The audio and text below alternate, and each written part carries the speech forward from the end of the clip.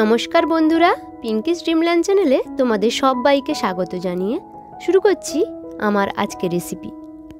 আজকে আমি তোমাদের খুবই কম সময়ে আর খুবই অল্প উপকরণ দিয়ে সবারই প্রিয় এগলেস বাটার বিস্কিটের রেসিপি শেয়ার করব। এই বাটার বিস্কিটগুলো খেতে দুর্দান্ত স্বাদের হয় আর খুবই সফট হয়, যা মুখে দিলেই মিলিয়ে যাবে। ভিডিও শুরুর আগে একটি ছোট্ট অনুরোধ, যদি ভিডিওটি তোমাদের উপকারে আসে তবে প্লিজ চ্যানেলটিকে সাবস্ক্রাইব করে দিও। তো চলো বন্ধুরা, দেখে নিই আজকের বাটার বিস্কিটের ছোট্ট রেসিপি। বাটার বিস্কিট বানানোর জন্য একটি মিক্সিং বাউলে 100 গ্রাম বাটার নিয়ে নিয়েছি। এই বাটারটা খুব বেশি শক্ত নয়। যদি বাটারটা তোমাদের ফ্রিজে থাকে তবে 2 ঘন্টা আগে থেকে ফ্রিজ থেকে বের করে নিতে হবে।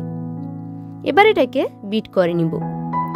তোমরা চাইলে হ্যান্ড হুইস্ক দিয়েও বিট করে নিতে পারো, সেক্ষেত্রে সময়টা একটু বেশি লাগবে। আমি এটাকে ইলেকট্রিক বিটার দিয়ে বিট করে নিচ্ছি। আমি এটাকে মোটামুটি 4 মিনিট বিট করে নিব। 3 থেকে 4 মিনিট বিট করার পরে যখন দেখবে বাটারটা এরকম লাইট আর হোয়াইট ভাব হয়ে যাবে, তখন এটাকে বিট করা বন্ধ করে দিতে হবে।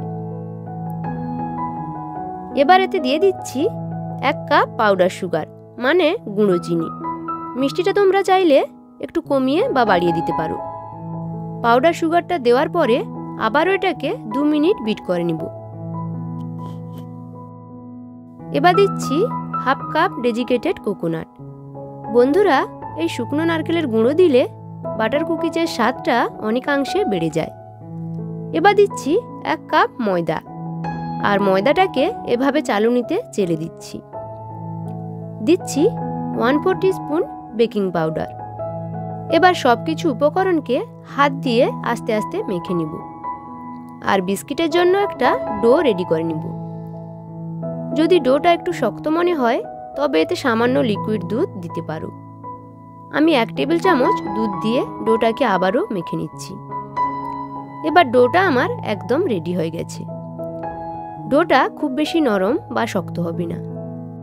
এবার একটা চামচ দিয়ে কিছুটা ডো নিয়ে 2 হাতের সাহায্যে ছোট ছোট বিস্কিটের শেপ দিয়ে দিচ্ছি। দিয়ে একটা থালায় কিছুটা ডেজিকেটেড কোকোনাট নিয়ে নিয়েছি। এবার বিস্কিটের ওপরটাকে এভাবে ডেজিকেটেড কোকোনাট দিয়ে কভার করে দিচ্ছি। আর এটা দিলে বিস্কিটের ওপরটা দেখতে অনেক বেশি সুন্দর লাগবে। তোমরা চাইলে এটা স্কিপ করতে পারো। তো বন্ধুরা, এভাবে আমি সবগুলো বিস্কিট বানিয়ে নিচ্ছি। আর আমি বিস্কিটগুলোকে গোল গোল করে বানিয়ে নিচ্ছি। তোমরা তোমাদের পছন্দ মতো লম্বা বা চৌকো শেপে বানিয়ে নিতে পারো। সবগুলো বিস্কিট বানানো হয়ে গেলে যে পাত্রে আমি বিস্কিটগুলোকে বেক করব সেটাতে অল্প একটু তেল ব্রাশ করে নিচ্ছি। আর তারপর বিস্কিটগুলোকে এভাবে ফাঁকা ফাঁকা রেখে দিচ্ছি। আর বিস্কিটগুলো বেক হওয়ার পরে ফুলে ডাবল হয়ে যাবে, তাই এরকম ফাঁকা ফাঁকা রাখতে হবে। আমি 6টি করে বিস্কিটকে বেক করে নিব আর বাকি বিস্কিটগুলোকে পরে বেক করে নিব। বিস্কিটগুলো বেক করার জন্য গ্যাসে একটি হাঁড়ি বসিয়ে তার মধ্যে কিছুটা বালি দিয়ে দিয়েছি। এবার একটি স্ট্যান্ড বসিয়ে তার উপর বিস্কিটের প্লেটটাকে বসিয়ে দিলাম আর তার উপর একটি ঢাকনা দিয়ে লো টু মিডিয়াম ফ্লেমে বিস্কিটগুলোকে 25 থেকে 30 মিনিট বেক করে নিব। আর তোমাদের কাছে যদি মাইক্রোওভেন থাকে তবে 180 ডিগ্রি তাপমাত্রায় 15 মিনিট বেক করলে বিস্কিটগুলো খুব সুন্দর বেক হয়ে যাবে। ফিরে এলাম 30 মিনিট পরে। দেখো বন্ধুরা, বিস্কিটগুলো এবার খুব সুন্দর বেক হয়ে গেছে। বন্ধুরা, গরম বিস্কিটগুলোকে হাত দিয়ে চেক করা যাবে না। এই সময় কিন্তু বিস্কিটগুলো খুবই নরম থাকে। ঠান্ডা হওয়ার পরে বিস্কিটগুলোকে আমি বের করে নিয়েছি। দেখো বন্ধুরা, বিস্কিটগুলোর পেছনটা কতটা সুন্দর কালার এসেছে। এই বিস্কুটগুলো খেয়ে কেউ বলতে পারবে না যে আমি এই বিস্কুটগুলো বাড়িতে বানিয়েছি। একটি বিস্কিট আমি তোমাদের ভেঙে দেখাচ্ছি। দেখো বিস্কিটগুলো কতটা খাস্তা আর মুচমুচে হয়েছে। তো বন্ধুরা, খুবই কম উপকরণে আর খুবই কম সময়ে আমি এই বিস্কিটগুলো তোমাদের বানিয়ে দেখালাম। আশা করি ভিডিওটি তোমাদের উপকারে আসবে। যদি ভিডিওটি তোমাদের ভালো লেগে থাকে তবে প্লিজ ভিডিওটিতে একটি লাইক আর চ্যানেলটি অবশ্যই সাবস্ক্রাইব করে দিও।